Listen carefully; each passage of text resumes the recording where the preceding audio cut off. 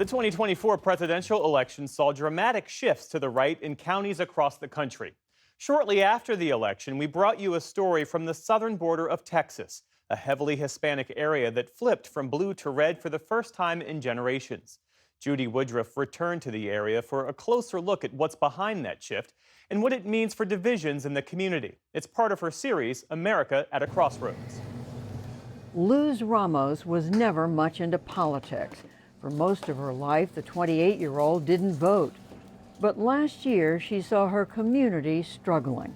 Just affording basic necessities was a big thing, milk, eggs, tortillas. Like, that's already a problem, not just for me, but for everybody here. Over the summer, her young donut shop was on the brink of closing. So with the presidential election around the corner, Ramos tried what she called a Hail Mary, selling donuts decorated with Trump and Harris icing. So the Kamala donuts, I only saw one Kamala donut. You only saw one? Yes, I only saw one. How many Trump donuts? Trump donuts, I probably refilled that day like anywhere from 3 to 5 times. Around the same time, Ramos said she did more research about the two candidates. She felt Trump would do more to help small businesses like hers and cast the first ballot of her life for him. Trump went on to win all 4 counties in the Rio Grande Valley, a region Democrats had swept in almost every presidential election since at least the 1920s. Historically, the Rio Grande Valley has been known for its tight-knit working-class communities, but some residents say the recent political shifts here have brought to light deep divisions. For Ramos, supporting Trump and selling donuts with his name brought backlash, hostile comments on her shop's social media, even death threats. One customer bought a donut and smashed it in front of the store. She ultimately had to get police surveillance. This election was probably the most intense one we've had in so many years. That a lot of people divided, like I know people that don't even talk to their best friends. Like, I know a lot of my clients, they don't like to talk about politics stuff with their family because it turns into a fight. And President Trump's second-term actions so far have done little to ease divisions here. He did make up promises, and it felt like he kept a lot of his promises, and that's why we voted for him. You want to give the tax cut to the super rich on the back of the poor. Frappuccino? Alexis Uskanga's family is part of the Valley's political shift. He grew up in a household that voted for Democrats. Then, as he got older, he says he came to a realization. Every single seat, local seat, is held by a Democrat. Why are we having so many problems where people like myself, young people, wanted to leave the Valley? So I faulted the Democrats for the lack of progress in the RGV. Uskanga started supporting Republicans, and last year his parents joined him in voting for Trump. But his advocacy came at a personal cost.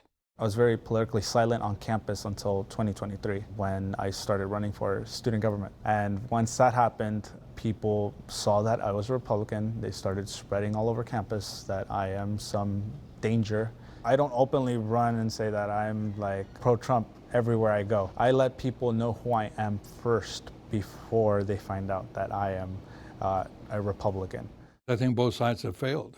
Including your own party. Absolutely, yeah. Absolutely. Richard Cortez is a Democrat and the top elected official in the Valley's biggest county, Hidalgo.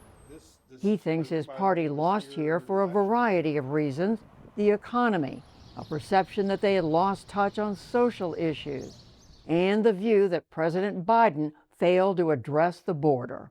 You have the power to provide leadership. He should be screaming and yelling at Congress to say, hey, we're dealing with all this immigrants coming here. We lost control because we had so many people coming here seeking asylum. Cortez agrees that politics have led to painful division in the Rio Grande Valley. He sees it even in his own family. In the past, we had both parties disagreeing on some things, but working together to solve American problems. Now the debate is not, hey, we have these problems, how do we solve the problems? Is, well, wait a minute, are you with them or with us? In the city of Mercedes, along the eastern edge of Hidalgo County, Skylar Howell and his dad Jacob are keenly aware of the split. The Howell family has been in Mercedes for over a century. Multiple generations have entered local politics, and for the most part, they've been Democrats. But last November, Jacob voted for Donald Trump, while Skylar stayed with the Democrats and went for Harris. We've never really had a president that's been as vocal or been as non-careful with his rhetoric as President Trump. And I think you have the President of the United States that's kind of encouraging a certain behavior, kind of, you know, by nature. He was a businessman, he was on TV. He treats politics, you know, kind of like entertainment. That's where I would disagree. And I say, well, I don't think we ever had a president that's really been transparent and speaks his mind truly. Is he a little bit outspoken? Yes, but I feel like that's him just speaking his mind, him being truthful and not playing, I would say, these political games. Another thing they differ on in this town less than 10 miles from the southern border is immigration. For me, what it's really become is how we are treating these immigrants and if we're affording them the due process that they are guaranteed. But it should have never gotten to that issue. It became an issue because of the open borders. A lot of times they're just people trying to flee the country for a better life. And so I think it's really important that us as a country, we view them as people that are seeking help. That's something that we do agree on. There's issues where we need to help these people. Now, how they were processed, I feel like, again, closed borders, that shouldn't even been an issue. These people were almost invited over. You're saying too much is being done for them, is that what you're saying? Well, I felt that there's only so much. I mean, I'm all for the humanitarian, but we also need to take care of Americans as well, and Americans first. There's families that are struggling here in America, here in the Rio Grande Valley as well. The Howells do agree about the bitterness of the divide here and that it'll take time to resolve.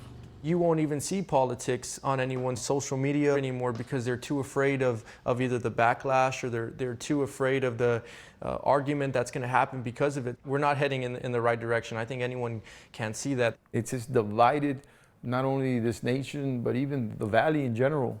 I mean, you literally see hate, and I don't see this getting any closer to unification. I really don't. I think right now there's just so much people that are still upset. But no matter what happens in the community or nationwide, the Howells say their relationship will stay the same. Me and my dad, we never let politics ever get in between us. And so we're trying to see the other person's point of view. We're trying to take something from the discussion, right? Rather than just try to debate each other. He's my son and I love him. We've had discussions and debates, and there's some differences, but I think we could always agree to disagree. And there's nothing wrong with that. I think that makes things healthy. For the PBS NewsHour, I'm Judy Woodruff in the Rio Grande Valley of Texas.